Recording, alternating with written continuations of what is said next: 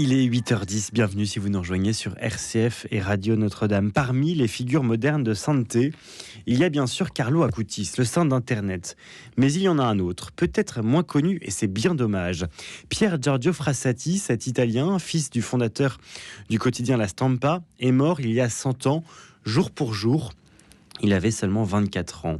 Amoureux de la montagne, amoureux de Dieu, amoureux des pauvres, il invite les catholiques à vivre pleinement, joyeusement, intensément.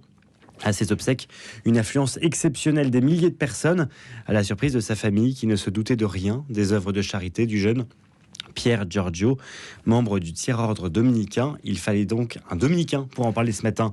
Bonjour frère Charles Desjobert. Bonjour. Merci beaucoup d'être avec nous ce matin. Vous êtes dominicain de la province de France. Habituellement, quand vous intervenez sur cette antenne, c'est pour parler architecture. Mais vous avez aussi une passion pour Pier Giorgio Frassati. Vous êtes un frassatiste, comme on dit dans le milieu. Vous publiez Pier Giorgio Frassati, l'audace de la sainteté. C'est aux éditions du Cerf. Quand Pier Giorgio sera-t-il canonisé ?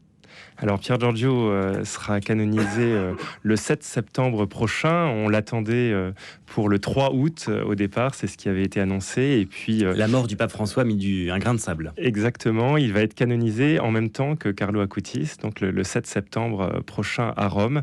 C'est une vraie joie, 100 ans, vous le disiez, après sa mort. Pourquoi est-ce que Carlo Acutis est canonisé si rapidement quand Pier Giorgio, il aura fallu attendre près d'un siècle ? Oui, Pier Giorgio, il va falloir attendre un peu. Il y a un très fort engouement pour sa canonisation dans les premières années après sa mort, dans les années 20. Et puis, son opposition au fascisme va un petit peu freiner cette mise en avant de cette figure, pour des raisons aussi un peu politiques. L'Église cherchant à rester en dialogue avec ce gouvernement italien qui se met en place dans les années 30. Et donc, la figure de Pier Giorgio pose un peu problème. Il est fils vous le disiez, fils du fondateur de La Stampa. On va revenir justement sur un petit peu son enfance avant d'arriver à ses opinions politiques, parce que c'est très intéressant à décrypter. Commençons par son enfance, effectivement, fils du fondateur de La Stampa. Son papa, arrêtons-nous sur ce personnage quelques instants, on l'a beaucoup décrit comme un laïcard. Oui, alors Alfredo Frassati, il est sénateur, plus jeune sénateur d'Italie, il sera ambassadeur d'Italie à Berlin. C'est un homme très influent à Turin. Et il est, alors laïcard, je suis pas sûr que ce soit forcément le bon mot, en tout cas républicain, agnostique. Et dans l'Italie de l'époque, c'est vrai que c'est relativement courant, mais qu'il soit finalement le père de notre futur saint, c'est assez étonnant. C'est sa mère qui, elle, est plutôt croyante, pratiquante, mais avec une pratique qu'on peut qualifier d'assez mondaine. Et il a des frères et sœurs, Pier Giorgio Frassati ? Il a une petite sœur, Luciana qui sera longtemps aussi en lien avec le futur pape Jean-Paul II, puisqu'elle épouse un Polonais, et l'ambassadeur de Pologne aux Pays-Bas, et donc elle va aussi beaucoup œuvrer à son niveau. Quelle était l'ambiance dans la famille Frassati pendant l'enfance de Pier Giorgio ? Est-ce que c'était une famille unie ? Est-ce que la place de la foi, par exemple, était importante ? Alors la place de la foi l'était d'un point de vue, justement, je disais, un peu mondain ou superficiel, même si la famille, elle, peut être qualifiée d'une famille un peu dysfonctionnelle. Les parents sont au bord de la séparation. Il y a une violente crise, en fait, qui va rester constante entre les parents de Pier Giorgio, qui sont toujours un peu au bord de la séparation.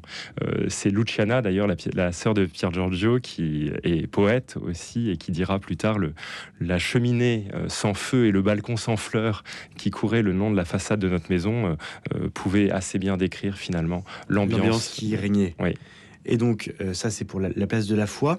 Ça veut dire que Pier Giorgio, à un moment donné, décide de choisir le Christ, de choisir la foi, puisque sans doute que son environnement n'y était pas favorable. À quel moment ça s'est passé ? Quand il a... dès l'enfance, on perçoit chez cet enfant qui a un tempérament vraiment biellois, c'est-à-dire un tempérament fort, un peu têtu.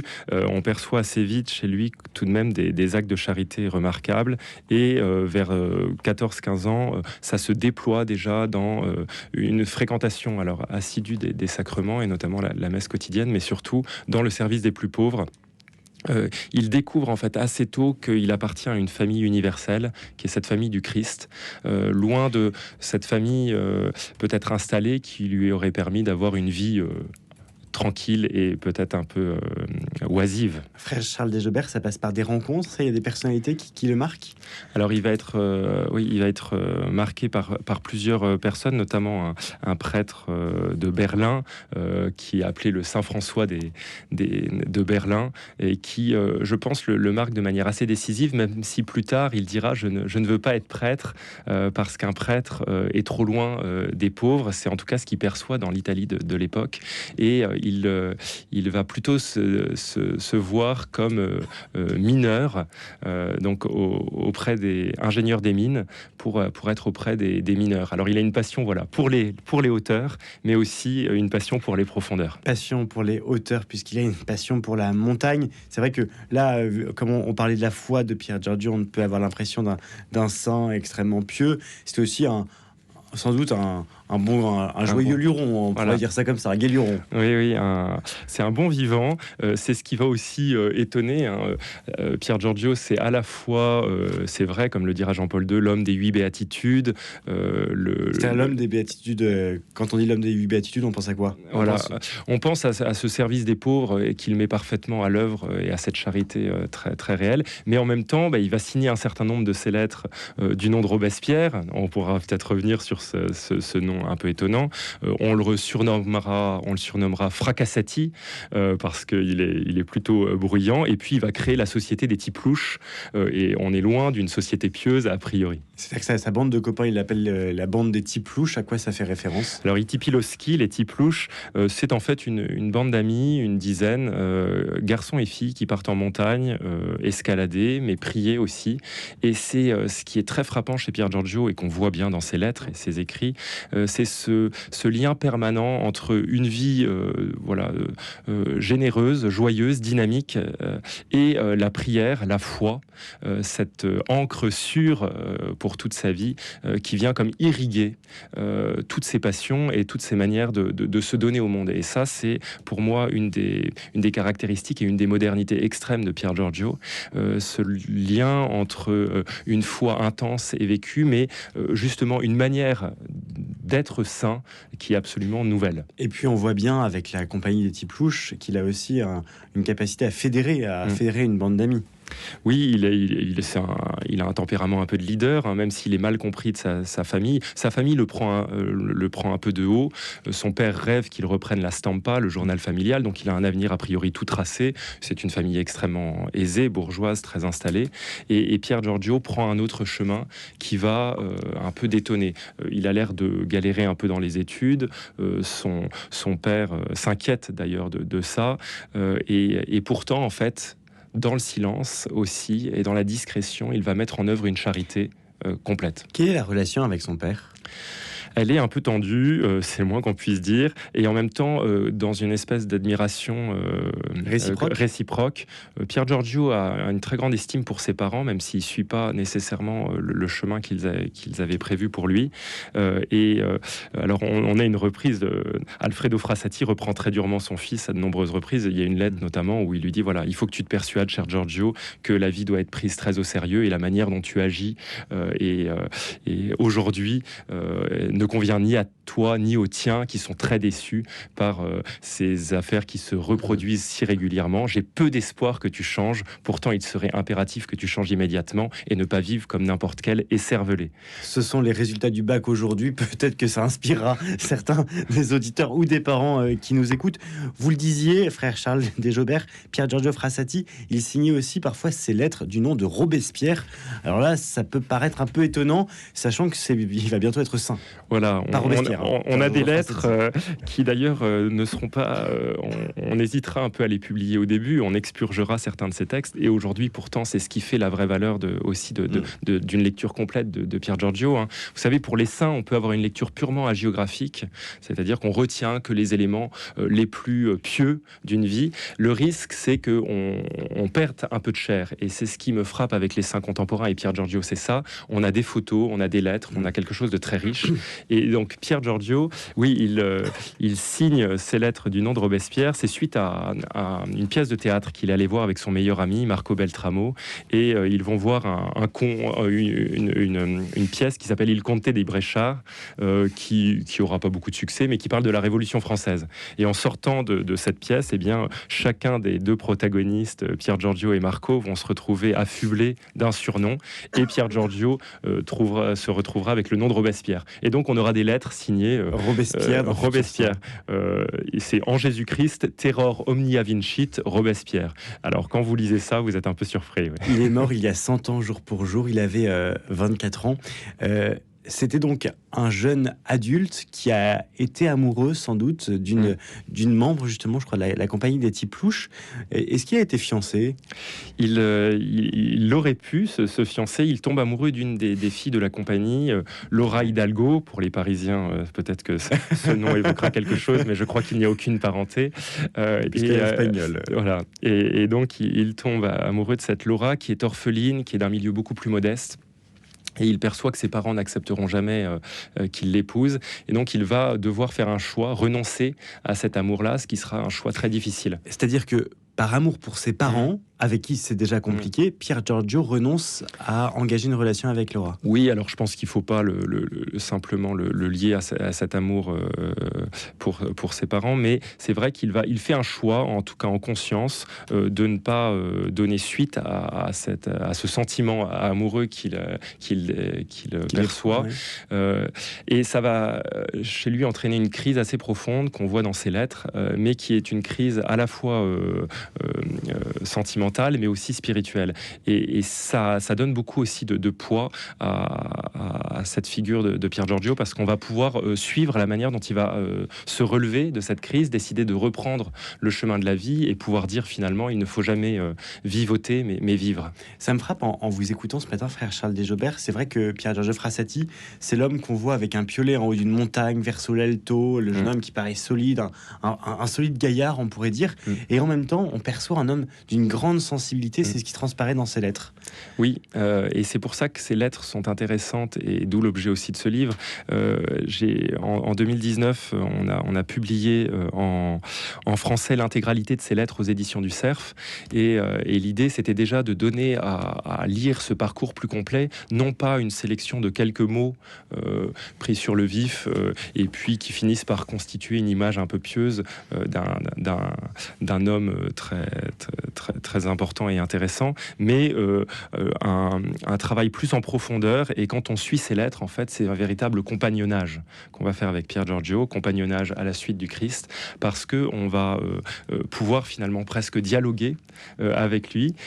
Il nous répond, il nous écrit, et ce travail-là, eh bien, il est assez unique, avec un langage toujours assez simple, où vont se mêler, et c'est pour ça que ça peut aussi particulièrement intéresser les étudiants notamment, et Pier Giorgio parle, je trouve, au monde étudiant, où vont se mêler les examens de mécatronique ou de thermodynamique, avec la question de la foi, avec la question des examens, la question de la montagne et de son amour pour Laura. Dans les années 20, en Italie, c'est aussi Benito Mussolini qui fait du catholicisme la religion d'État, et pour autant, Pier Giorgio Frassati s'oppose au fascisme. Lui, il prône la démocratie chrétienne. Voilà, alors ça va être c'est un engagement assez novateur. L'Église est en froid pendant longtemps avec la jeune République italienne. Vous avez la question des États du Vatican, évidemment, qui se pose dans ces années-là. Quand on a la marche sur Rome en 1922, Pier Giorgio s'oppose fermement à cette arrivée de Mussolini.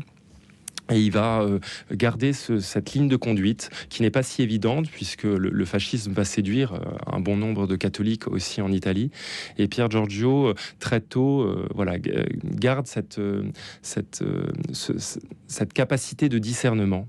Il voit quand on cherche à séduire un peu trop facilement le cœur catholique du pays, et il ne se laisse pas détourner d'une ligne de conduite authentique à la suite du Christ. Et ça, c'est frappant chez lui, sans doute grâce à son père aussi, pour le coup, qui est un fin diplomate tout de même, et qui a une vision assez claire de ce qui se passe en Europe. Faut imaginer qu'être jeune dans les années 20, en Europe, on n'est pas sur les échanges Erasmus des années 2010. Être un Italien en Allemagne en 1920, c'est pas rien. Pouvoir aller en France dans les années 20, c'est pas rien. Et bien, il constate que ces nations européennes, elles sont en train de préparer peut-être une future guerre. Frère Charles Desjobert, qu'est-ce qui fait que vous vous êtes intéressé à Pier Giorgio Frassati? Il vous parle personnellement, vous, en tant que dominicain? Il était membre du Tiers-Ordre dominicain? Oui, alors il m'a parlé avant même que je sois dominicain. Alors ça fait pas mal de temps qu'on chemine. Pier Giorgio, moi je l'ai rencontré par le scoutisme, chez les scouts unitaires de France, chez les SUF.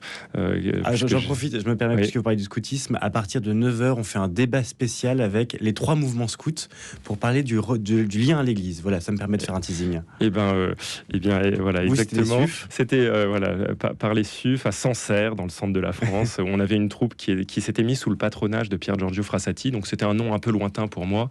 Et c'est comme étudiant que j'ai davantage creusé cette figure de Pier Giorgio, qui est devenue un peu plus qu'une figure, mais une amitié, en fait, une amitié spirituelle. Et c'est vrai qu'il y a beaucoup de phrases qui touchent quand on lit les lettres de Pier Giorgio. Tout à l'heure, vous avez cité en creux, pour nous catholiques, il n'est pas permis de vivoter, nous devons vivre. Le vrai bien doit être fait comme par inadvertance, peu à peu, quotidiennement, familièrement, dit-il encore. Il y a aussi ce verso, l'alto, et il y a aussi cette compagnie des petits louches. Est-ce que Pier Giorgio n'encourage pas les catholiques d'aujourd'hui, les jeunes catholiques, à désobéir un petit peu, à être un petit peu audacieux, à un peu se révolter? L'audace de la sainteté, qui est le titre de ce livre, c'est une invitation effectivement à dessiner chacun de nous, et c'est une invitation qui nous est adressée personnellement, pour chacun de nous dessiner une manière d'être saint. Être saint, c'est pas remplir un certain nombre de cases qui correspondraient à un procès de canonisation, mais c'est être authentiquement à la suite du Christ, et donc à la ressemblance de Dieu. Et notre manière d'être, chacun de nous, à la ressemblance de Dieu, c'est-à-dire transparent à la grâce, mais en l'enrichissant, en l'incarnant de nos propres talents, de nos manières d'être, de notre caractère, eh bien, c'est, je crois, une manière d'être authentiquement chrétien. Et chez Pier Giorgio, il y a ça. Être chrétien et être saint, ce n'est pas être gentil ou pieux, c'est être authentiquement à la suite du Christ, serviteur de nos frères les plus pauvres aussi. L'audace de la sainteté, Pier Giorgio Frassati, c'est aux éditions du Cerf. Merci beaucoup, frère Charles Desjobert, d'être venu nous en parler ce matin. Je vous en prie, merci.